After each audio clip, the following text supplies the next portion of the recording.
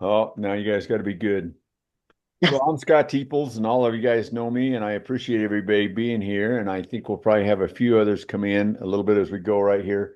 So I'm going to kind of go down here and just have you guys just tell everybody who you are and where you're from, and we'll just do that real briefly. I'm Scott, and I'm from Oregon. And so, how about I don't know who the iPhone 4 is. That could be Debbie Budden. I'm not sure. I don't know. Anyway, and Bonnie Bonnie, I'm from Oregon. and Linda Nyseth Linda from Amity, Oregon. and Marion Marion from Oregon. and Karen are she's got her casts on there. Yeah, I'm Kaz. I'm from Australia. I'm located in Cleveland, Texas. Oh, nice, Australia. And Lenny Warney. You're muted, Lenny. Sorry, I'm from Arizona. And Cynthia. I'm from Prospect, Oregon. Well, it's good to have you on here. And Ann Ingen. Okay. I'm from McMinnville, Oregon. Okay. Is there anyone I missed? Yeah, you missed me, Scott. This is Pat from Oahu, Hawaii. Oh, I don't know where I can't. You got to be on another screen or something. Anyway, I got you down here now. All right. Anyway, anybody else I missed? Anyway, so I just want to introduce you. This was a presentation that we had at our conference this year, and I'm going to kind of let them introduce themselves and so forth. And I'm going to make them a bigger screen right here. Spotlight for everybody. And so they're going to introduce it. I know you're going to have to listen carefully. Their audio is got a little bit of echo, but I think it's going to be better than it was yesterday. And I'll let them kind of introduce it. I know that the two main people that I've been working with is Marie and with Colin. So I'll turn the time over to you guys, and you guys just ask questions and whatever they want to do with you. So the time is yours. Okay, thank you so much, Scott. And yeah, so we're with MB Advancements. We're a nonprofit based here in McMinnville, Oregon. We operate in Yamhill, Marion, and Polk County here in Oregon. And we support people who experience disabilities in all aspects of life.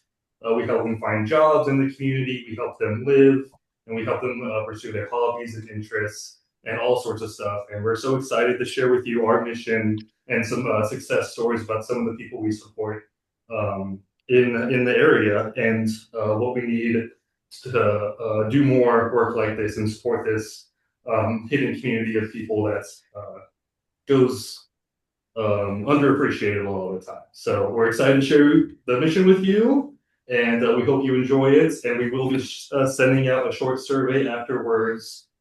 We would love to hear from everyone. This program that we do, these presentations we do, is a big part of our marketing, a way that we try to just connect with people and tell them about MBA and about what we do. And so we would really appreciate you guys putting on the survey and letting us know what we can do better. So hope you guys enjoy, and I'll introduce Marie Gwilliam to kick us off. She's our executive director, and today she's gonna be the visionary leader for our presentation today. Thanks, Colin. Thank you all for inviting us to join. I love what FCE does. I'm obviously connected through my mom, Sally Weifels. So she was the one that invited us to be a part of the conference this spring, and just really love what you all do.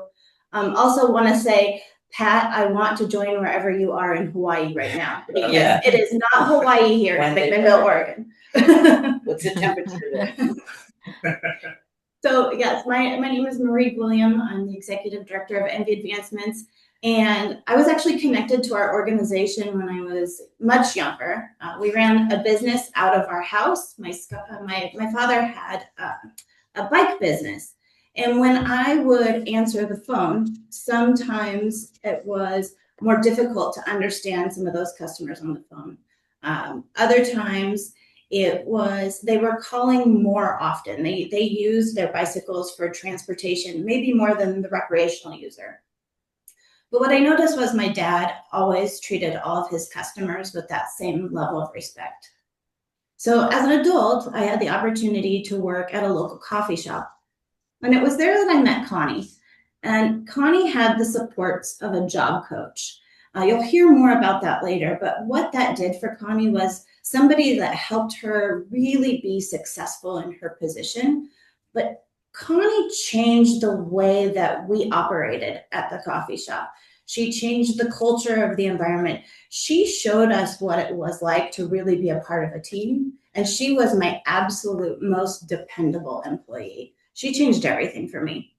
So when it was time for me to leave the coffee shop, I was really concerned about Connie in particular. Change is really hard. And what would a change in manager look like for her?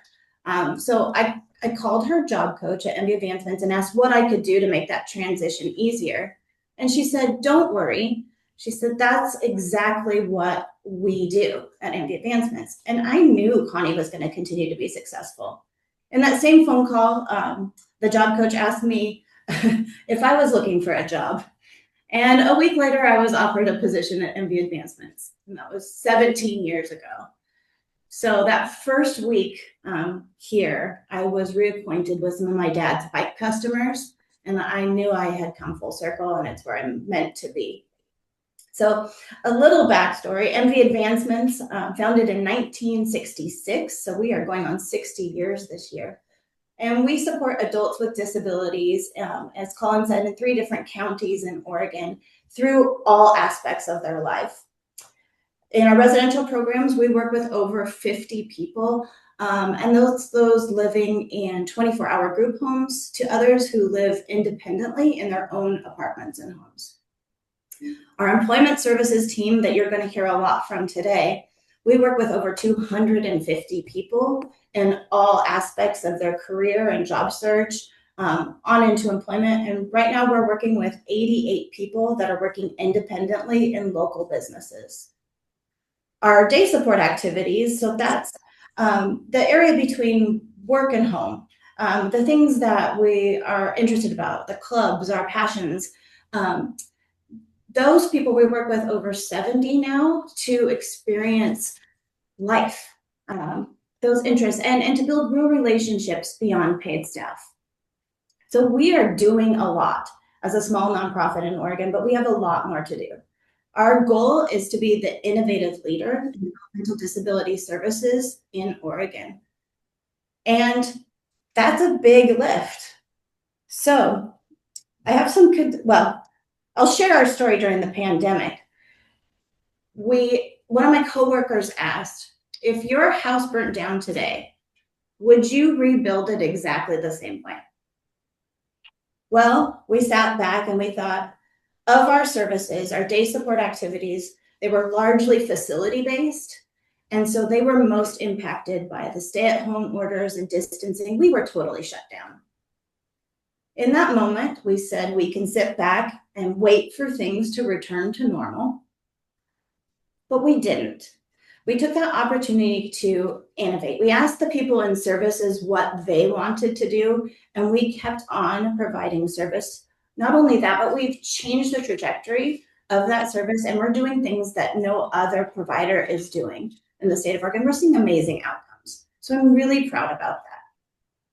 We do have a lot of things that are standing in our way. So we have students that graduated last spring still sitting at home, completely isolated because our wait lists are long for services and our system is really difficult to navigate. We have adult aging parents who are their sole caregivers for their adult children, and they wonder what's going to happen to my child if I don't have supports in place for them when I die. And the unemployment rate for people with intellectual and developmental disabilities is nearly 80%. It's absolutely unacceptable. So it's why we do these, we call them tours of our mission, because we have to share how important the work that we do is and share our needs. So we need more ambassadors to share the word. We need more opportunities just like this. So thank you so much, FCE Group, to share about the work that we're doing. We need more partner employers that are believers and they're willing to tap into a highly skilled and underemployed workforce. And our direct support professionals, we need more recognition for these incredible professionals where there's not a moment of any hour of any day that somebody isn't providing life enhancing, sometimes life saving support. And we have to be able to recruit, train, and retain these amazing employees. So again, just thank you so much for inviting us to be a part of this today. I'm really excited for your feedback. I want to hear what resonates with you, what we can do differently, and how you might be interested in partnering with us moving forward. So with that, I'm going to hand it back to Colin. Okay, guys, how are we doing? You guys are hearing us, right? We haven't been on mute this whole time. You know, we can hear you fine. Okay, good. Just making sure. Thank you, Marie. Now we're going to jump into the virtual tour we have here prepared for you with 3 different stories about different successes from the people that we support here at MBA. And I'm going to be your tour guide, guiding you through these 3 stories. And but before we get to that, I'll tell you a little bit about myself and my introduction to MBA advancements.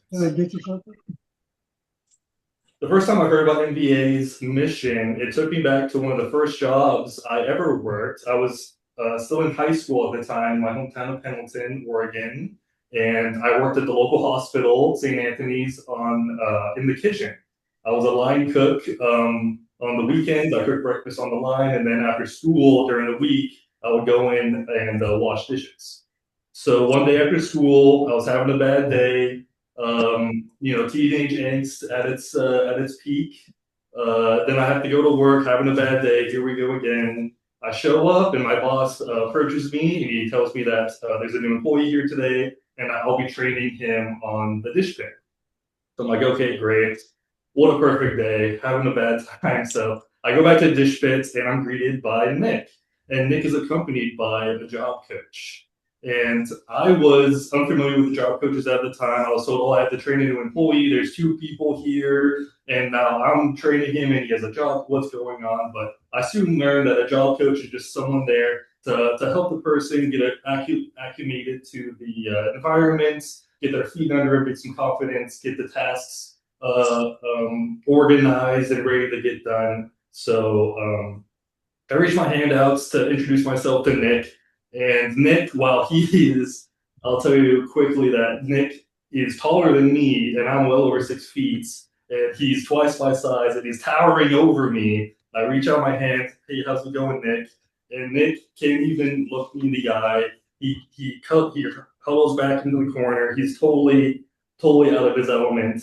And while we didn't get off to a great start that first day, after we got a few shifts under our belts, I trained Nick up on the dish pits, taught him, here's where the spatulas go when they're done. This is how you do the sanitation bins. We got to do the silverware, run it twice through the dishwasher. And, he learned other people on the team. There's Ty, he works dinner on the line. There's the dietitians, and he got to know the team and the people around him. And that shy guy that first day who was towering over me, but was cowering away, really came into his own and became that big, boisterous, loud person that he always was, but was hidden at that time because of that lack of confidence on his first day. And really seeing that shift in Nick made a big impact on me. And then when I heard about MD Advancements and their mission of supporting people like Nick in the world, I knew I wanted to be a part of that. So that's my journey with MBA, but enough about me. Let's jump into the tour, guys. So we got 3 stories for you today, and I'm going to start off each story with a myth and a fact. And I'll pass it off to our 3 wonderful storytellers today, and they'll introduce themselves and tell you a little bit about that. So this first story, I want to kick it off with the myth that adults who experience disabilities can't be financially independent. this is something told at a very young age, and their parents are told, or their guardians, that they're going to have to care for these people for a lifelong time, and they will be needed to be supported. But we know here at MB Advancements that that's not always the case, and people in the right circumstances can grow and build skills and be independent and grow a career for themselves in the right circumstances. And Mary Hook here has a wonderful story about Josh. Josh is this man next to me today, and his journey to achieving financial independence. So welcome, Mary Hook. Hello, my name is Mary Hook, and I've been with MB Advancements for over 11 years now. And yes, and I'm an employment consultant, by the way, so / job coach. So, and I think my journey begins back in my school years when I was taught that people with disabilities were separated from the rest of us. And I always was, curious about why are they so different than us? And my experience, I had the opportunity to be hired back in the 1980s.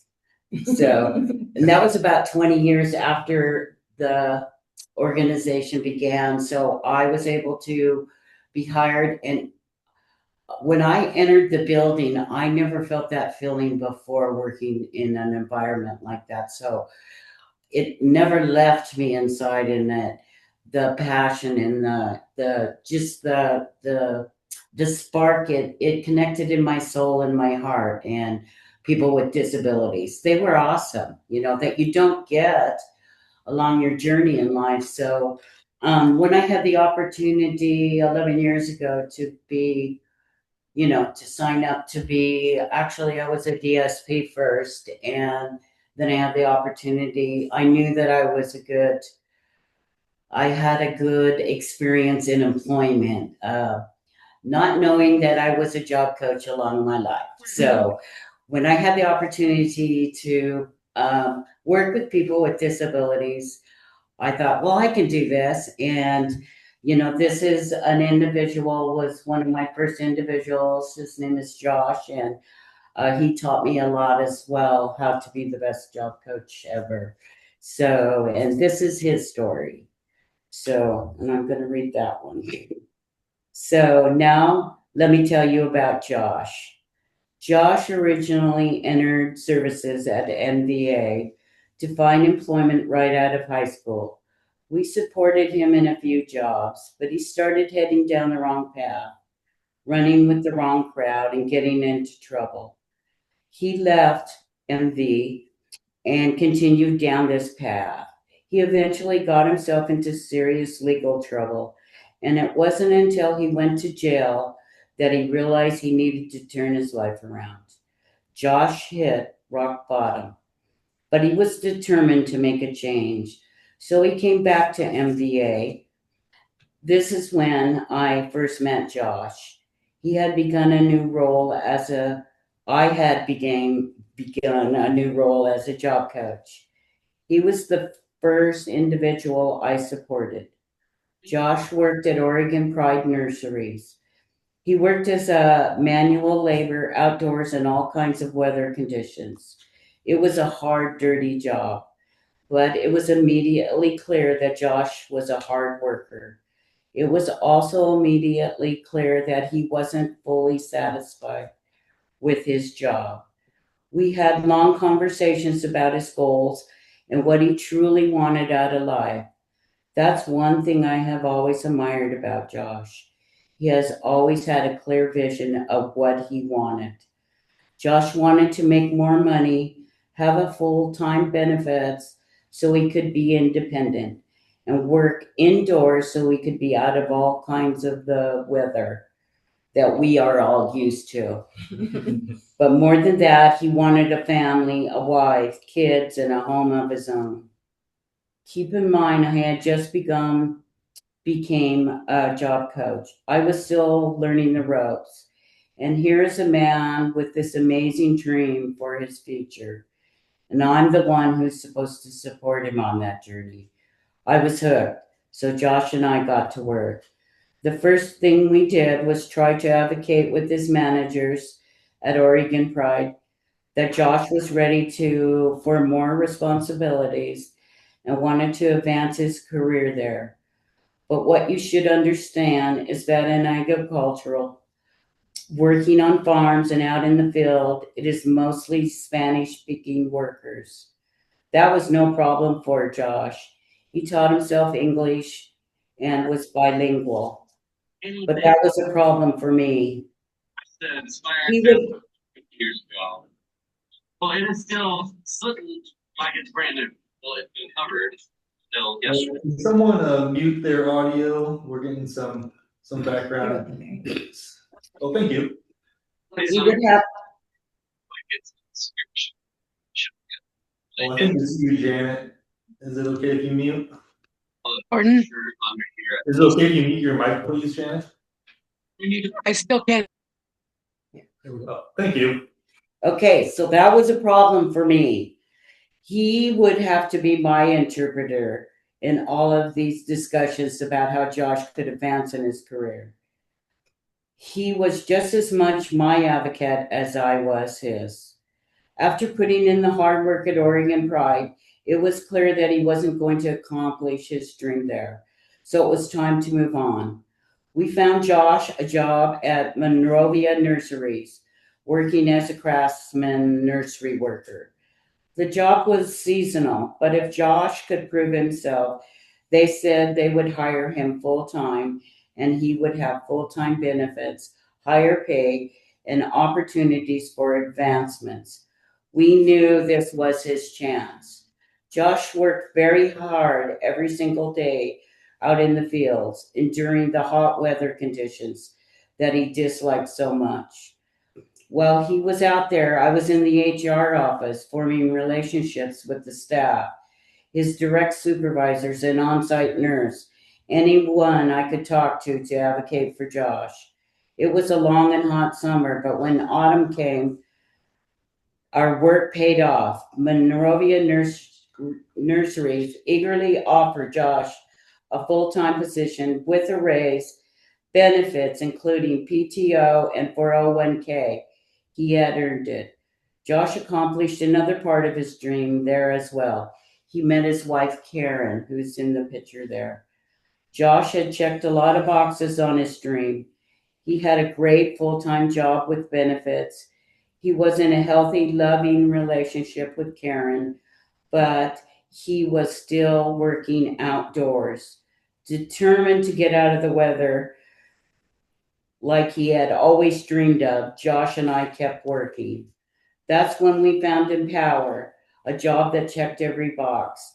Some past coworkers from Monrovia worked at Empower, and when they saw Josh apply, they immediately wanted him on their team. It was full-time, it was indoors, it had great pay, and it had great benefits. Check, check, check, and check. It was the perfect fit. He was hired as a palletizer at this facility in McMinnville. Josh works at the end of the production line where he picked up fully loaded cases of products, stacked them neatly on a pallet, secured them with plastic wrap. Josh also worked as a mechanic when the machinery broke down, after learning from his coworkers how to do so. Today, Josh is living the life he once dreamed of. He and Karen got married, and Josh is in the process of adopting her 2 children as his own. They own a condo together where they live. He brought a vehicle for his family. He continues to advocate for himself at work. He is applying for supervisor roles, hoping to climb even higher. And at Empire, they see his potential and are committed to his growth. Best of all, Josh has exited service once again, not because he was heading down the wrong path, but because he simply doesn't need our supports anymore. Our bond remains strong, which recently he has been promoted to an operator of the robotic line. So this kind of relationship, one built on trust, support, and advocacy lasts a lifetime. Thank you so much for your time. Thank you, Mary. I forgot that Josh was promoted. That's one of his. Oh, he's running the robotics arm of the manual. And then he reached out to me again here recently because he wasn't sure if he wanted to find a job closer to his residence. And he came back to me, and he decided to stay there because he got another part-time job. Josh, Josh's story really encapsulates what the goal is for our employment services. Josh was a person who had that clear goal in mind and was so driven, and Mary Hook and him worked so hard together on this goal, and it's really, really paid off. And it sounds weird to say, but we want to work ourselves out of a job in that way. We want to support people in a way that they don't need our support anymore. And Josh is just such a great example of that. And the way that he's achieved so much success and has been so successful in his career is just such a great encapsulation of that goal, where we don't want to be supporting people in just another job. We want to support people to find their career and live out their life. So thank you, Mary Hook. Welcome. Okay, and our next story, guys, is a new one for the program. We're super excited to roll out this story. So I'll start this one off with the myth that adults with disabilities are often in the job search. They're pushed towards certain positions that are easy, or the janitorial positions, dishwasher positions, these other things. And there's a myth commonly that these are the jobs that they're suitable for, and that's what they can do. Well, at MD Advancements, we know that that's simply not the truth, and that we can support people with the right circumstances in the right environment to achieve any job at anywhere and to follow their career path. And it's really a shift in mindset from our employment team that this story really shows, is that shift in mindset from what job can we find to what career path can we go down. And we're really excited to share this with you. So I want to introduce Bo Thomas to share a story about Taylor today. And I'm sorry, we don't have a picture of Taylor yet. So please excuse that. I will try to paint the best picture I can. First, hi, everybody. Thank you very much for allowing us to be with you today. My name is Bo Thomas. I'm the Supported Employment Manager here at MD Advancements in Polk and Marion counties here.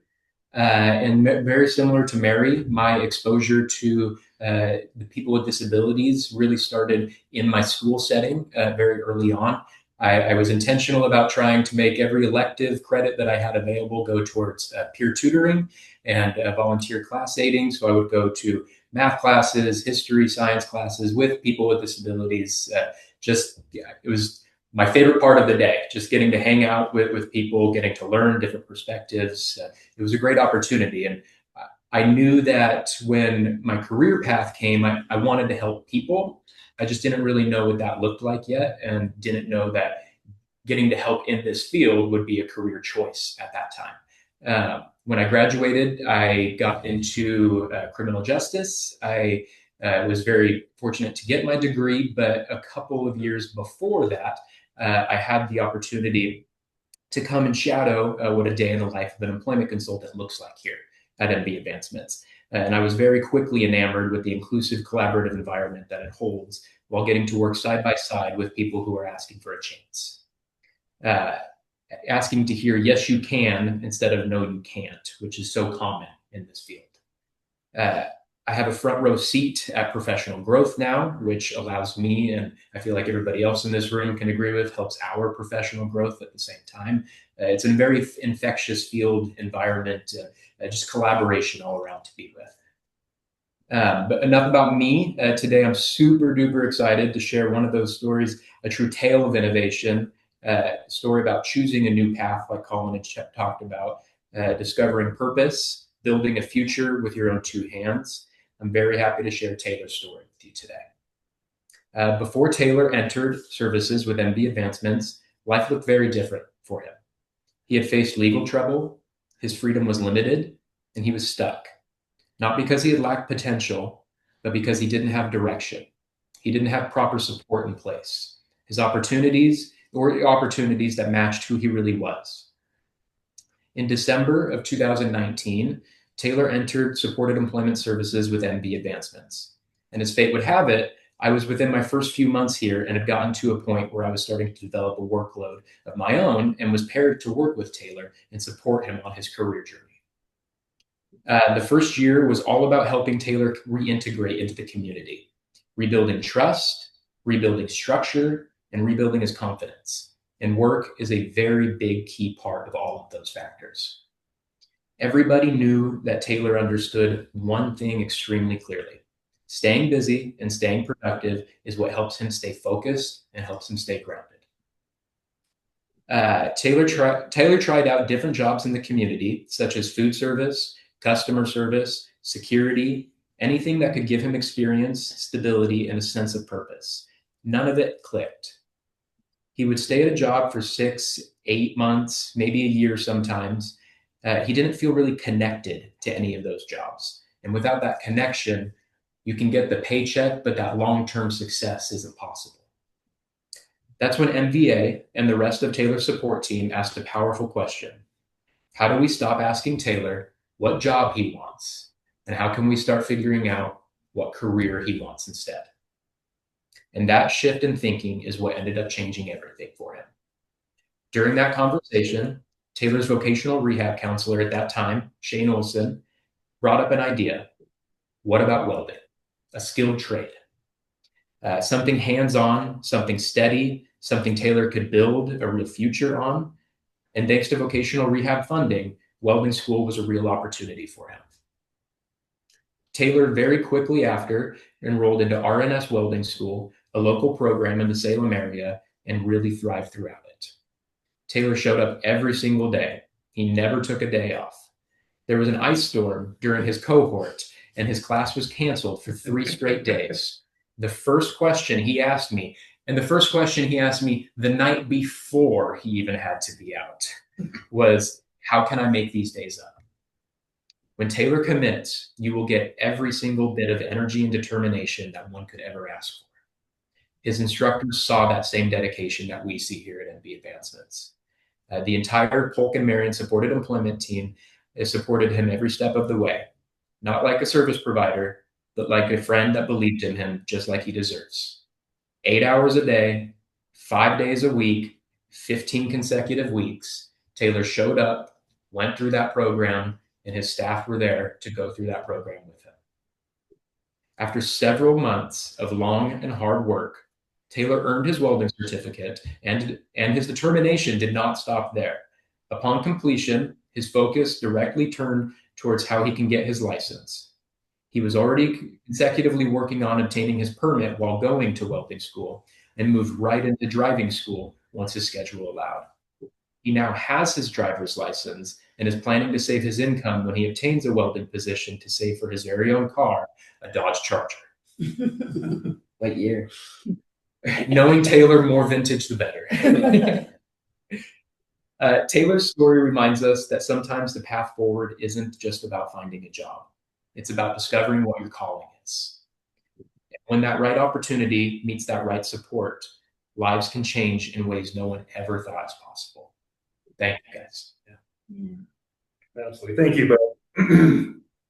Yeah, Taylor is, I think, a great story about how we need to kind of modernize the employment services. You know, it's not always just finding the next job. You know, it's tracking down funding for school, making sure Taylor knows what's going on and helping him through the school process and really building skills and building that foundation for a career rather than going out and getting the first thing on the list. So it's been a real great success with Taylor and his welding school, and we're all proud of it. But to do more stuff for more Taylors to be successful like that, we need more employment consultants that look for those new opportunities in the field, and partner employers that are open to creating those partnerships and letting someone develop those skills and develop into a great employee. So we're always looking for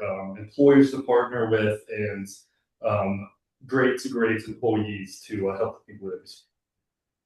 So thank you, Bo. And we'll move on to our third and final story today.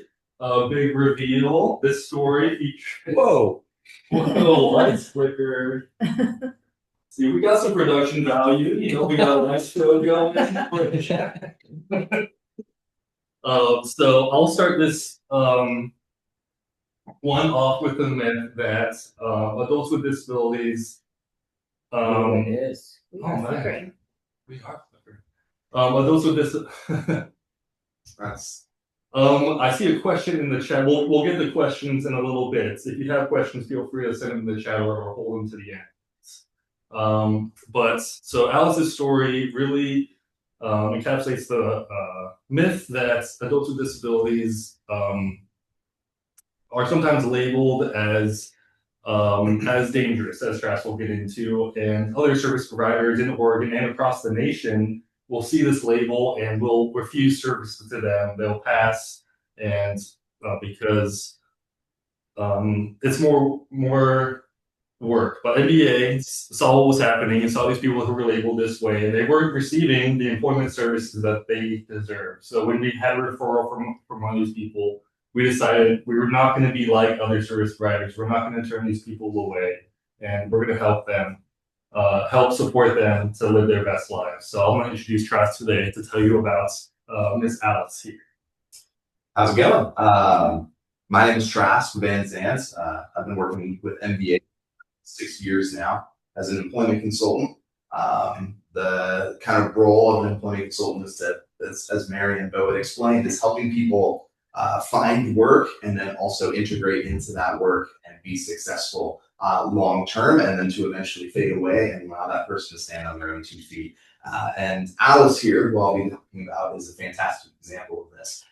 So Alice's story starts, or at least when I met her, starts with the SACU homes. So an SACU home is an acronym for Stabilization and Crisis Unit. These are designated spaces for adults with disabilities who are deemed too dangerous, either to themselves or others, to be in traditional group homes or to be unaccompanied in society. And Alice had found herself in one of these homes. To kind of describe an SACU home to you visually is that it's a lot of bars on the windows, a lot of doors that are held behind locks, one-way windows, so you can't see. If you're an SACU resident, you can't see into the other rooms because you're always being watched and there's much surveillance on you. And so Alice kind of lived like this for quite some time before she came into our services. People in the SACU homes are offered the opportunity to seek employment through vocational rehabilitation or through agencies like ours. But typically their referrals are rejected because they are dangerous, so to speak, right? But here at MBA, we've always really pushed the envelope for innovation and really want to support everybody we can. So we decided to give Alice a chance and to try to support her. And it was the greatest experience I've had to have at this job so far, because Alice was an amazing person. When I first met her, she was very shy, very standoffish, and very insecure about herself. She believed herself to be dangerous, aggressive, unwanted, and not helpful to anybody at all. She doubted her abilities to work. She was always accompanied by 2 additional staff as well. So even when I would meet with her, she always had these 2 towering men with her to keep her and the people around her safe. So there really was this stigma that was placed on her that I think she started to believe that she was a menace or that she was some kind of problem. But really underneath all of that was this very strong, independent, and brave woman that really started to come out of her shell the more time we spent together. So we kind of started off by meeting at the library out in Newburgh, and we wanted to build a resume for her. Now, she's never worked before. She kind of spent her whole life in and out of jail and SACU, so she never really had an opportunity to work. But what we did do is we started digging into her skills and things that she's really good at or the things that she really likes. And over time, she started to recognize and see in herself that I'm not this like scary, angry, awful person, but instead, I'm very valuable. I have inert value within me, and I am capable of producing something great for society. And she really started to believe that, and her confidence really bloomed. We ended up getting a call from Metal Tech. So this is in the picture here. This is Brian, who is Alice's manager. He no longer works at Metal Tech now, but he did for the picture. And so Brian had reached out to us because they had supported a previous person who worked for their company that we supported. And it was his time to move on. So they asked us, hey, do you have anybody you think would be a good fit? I brought up the idea to Alice. I was like, hey, do you want to work in a metal shop? So Metal Tech, they produce body armor for cars and SUVs and trucks. And so it's a lot of manufacturing and bending steel and welding and all that fun stuff. And so I pitched the idea to Alice. I was like, is this something you want to try to do? And she was really excited. So we scheduled an interview. She shows up and she tells Ryan, I don't want to just like do an interview. I want to like show you what I can do. And so she insisted, hey, take me down the floor. Let me work on some stuff and let me show you what I'm capable of. And it worked. They were super impressed by her bravado and her just ability to get in there and to get her hands dirty. And so she got hired at Metal Tech. And this is a pretty big deal because she's the first person in the state of Oregon to be living in an SACU home and to gain employment. This is unheard of. It's just something that doesn't happen, right? So Alice kind of set the bar and changed the way that people view people in SACU homes.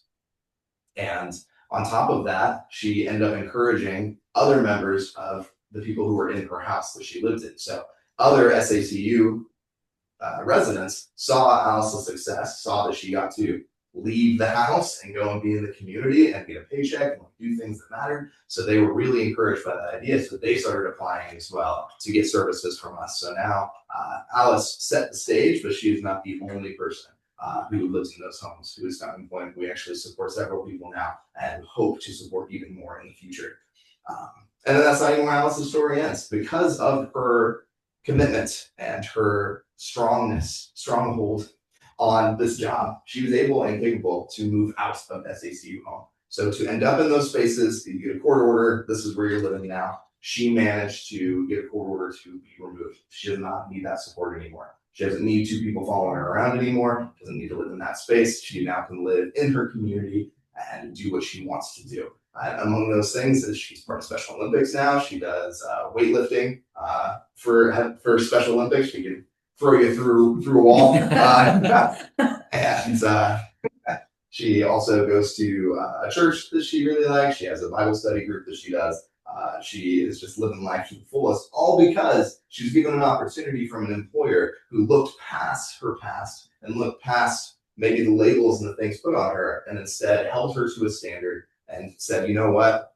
We trust you. We're going to give you a shot. And it ended up working out great for Alice and a lot of the people that followed suit after her. So thank you. Yeah, thanks, Travis. Yeah, Alice's story and the story about supporting people in these SACU homes around Oregon is really inspiring. And I love that Alice herself inspired other SACU residents. Her roommates saw what she was doing, and the word kind of spread around SACU homes. And it's been a really great success. And Tress has actually supported another person from SACU home to find employment, and we're rolling out all sorts of programs around it. So that is something that we're really excited to be able to do. And I won't quiz you guys, but Marie said something at the very beginning. She said what our goal is, or we have a 10-year target here at MBA. Pop quiz. No, I'm just kidding. No pop quiz. Our 10-year target here is to be the innovative leader of disability services in Oregon. And that's a big thing to say. What does that even mean? How we even measure that? Well, I think that's one great way to measure that. There's no other service providers serving and empowering this underserved population. And here at MBA Advancements, we're always trying to push the envelope, like Trav said, and do what other people aren't doing and innovate in that way. So thanks, Trav, for sharing the story, and thank you all of you for listening and giving us your time to hear about our mission. And we hope that you guys can also spread the word about how we can help this population and empower them to live their best lives. I think there's a question. And we can open up. So yeah, this would be a good time for questions. Is that okay, Scott? Yeah, that's what I was going to suggest. I got a couple of comments myself when we get going. Do we get the newsletter, FCE newsletter? It's one before it too. There's one above. Yeah, there's one before it. And Cass had a question. Can you employ young adults who are on F1 visas doing OPT? You have an idea for this one, you said? No. I'm not sure I understand that question. Cass, do you want to come off mute? Yep. So I'll just give you an example of why I'm asking this question. My son is an Australian who lives in the USA. He's lived here for 7 years. He's now at university and transferred onto a student visa, which is the category F1. As part of his bachelor program, in the final year of his bachelor program, he's entitled to an employment authorization document, which gives him a social security number. Now, I've been following a lot of F1 students through the different, Facebook groups and all that sort of stuff, Reddit and so on and so forth. And so many young people who are doing academic programs are looking for placements in community organizations to go along with, say, their social work program or their nursing program or all the different types of courses people do as a bachelor. But it's really hard for them to find employers who are willing to take them on. Now, they might be a student from Scotland, from Germany, from Finland, from Australia, from Canada, from anywhere, South Africa, India, etc., and they've got full employment entitlements, and they have to do it as part of their development. Is that something that your organization might be willing to look into? I imagine so.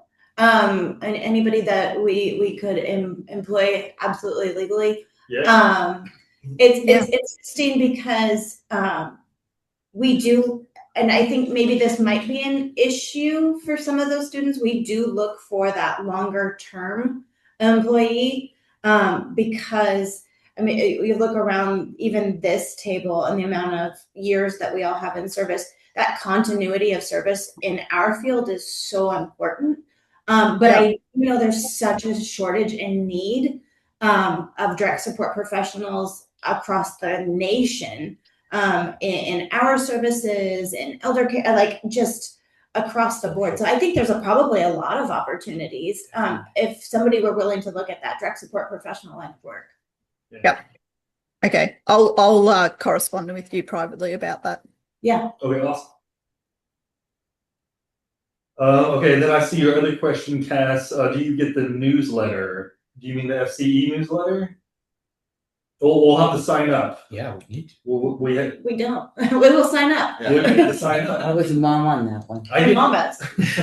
Well, we have put us on the list. Yeah, well, Linda Nyseth is the editor, so I'll have her put you on the list. Okay. Okay, good. She's Any on other here questions now. or comments? So I got a couple of other things too.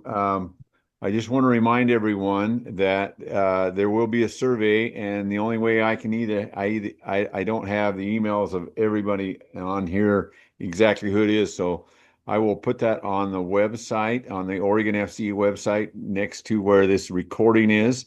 These are recorded, and they're actually technically on YouTube, but I put the links on the Oregon FCE website at oregon-fce.org. And so that survey will be on there. The other thing is, did you guys want to mention your website that you have? Because I've got that brought up if you'd like me to bring it up for you. Yes, definitely. So if you liked what you heard today in the presentation, we have a ton of more information and ways to get involved on our websites. Scott's going to pull that up. Oh, wonderful. So I did pull it up here. And we can go through see our core values and read a little bit about our history. We have some more success story type articles in the news section. And there's a descriptions of the services and things like that. So yeah, if you were at all interested, I would encourage you to go check out the website and learn a little bit more and reach out to us. We'd love to chat. And sign up for the newsletter. And we'll we can go newsletter for newsletter. We have another question. Oh, there's your link for your newsletter. Absolutely, yeah. Right there. I didn't know if you wanted me to bring that up or not, but and by the way, I guess there's a thing here on where they could donate to help you guys out. I've been looking at it a little bit, and then contact or follow us on Facebook and Instagram and all kinds of different things. Yes, So did you have anything else you wanted to talk about on your website while I've got it up here? I guess I will also plug our social media. We do a lot on Facebook and Instagram. The links are on the website too. But you could just find us if you search MB Advancements on Instagram or Facebook. You can find us. So I would encourage you to follow us there too. We got a lot of good content. And I see a question again from Cass. We couple. So yeah, she asked. Do you engage and interact with similar organization around the country or world in a professional way? Yes. We're part of a couple of national organizations. I guess Marie, can you share a little bit about that? We're a part of the NADSP, and at this moment, it's the National Alliance for Direct Support Professionals, I believe. We're also part of APSE, which is the Association of Professionals Supporting Employment First. Both national organizations. Actually, the APSE conference, the national conference this June, is in Dallas, Texas. Bo was going to go, but now he's telling me he's not going to go. So we do. Cass, if you're there, it might change. we do. We call it not. I'm trying to think of the word, but there's a lot of collaboration in among service providers, rather than any sort of conflict or nationwide we share resources. We want to make each other better. So being the innovative leader of services, we want to raise the bar for all service providers. So we want to share the good stuff. Yeah, it would be weird to see other organizations like us as our competition, because we're all just trying to support people live their best lives and do the best we can. So we're not gonna. It'll be weird to have competition. So it's all collaborative and working together. I do see Cass again. Are you connected to the National Volunteer Outreach Network? I don't believe so. Any extension education associations? Not that I'm aware of. No, unfortunately. So I do have a question on that. Have you guys, have any of you heard of the justserve.org website? Which it's a volunteer coordinating website that works for volunteers. And that is something that you might check out. I know Cassie just put that up there, justserve.org. Okay. And it's a place where people that are looking to volunteer can go to, or for organizations that are looking for volunteers. And so you might look at that. It's a free service. And anyway, you might check that out. It's justserve.org. Oh, wonderful. Thank you. Yeah, we're always looking for more volunteers. Yeah, well, I know that. I know it is. And by the way, just for everybody that's on here, these people, they came to our state conference and did it, and they are really good at doing the chicken dance.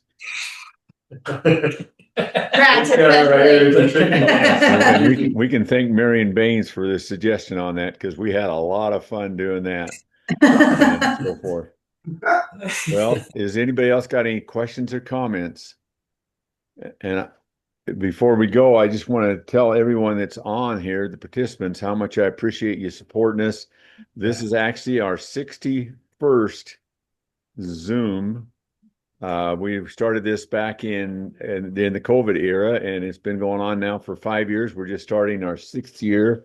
So this will be the 61st one. And All of those have been recorded and they are on the Oregon FCE website, oregon-fce.org. And you just go there where the Zoom lessons are at, and there's some wonderful ones on there, and this will be on here. It might take me a day or two to get on here for the recording of it, but I appreciate your time. I do have a gal in Texas that's going to do one next month, and I'll be sending out the information on that. Awesome. So you can do that. I also am looking for other presentators. So if you know anybody else that would like to do a presentation, I know that some of you that are on here have done presentations, but I'm always looking for somebody to do one. I take care of everything except the presentation. And once in a while, I'll do those when you guys are going to get desperate. But anyway, any other questions or comments?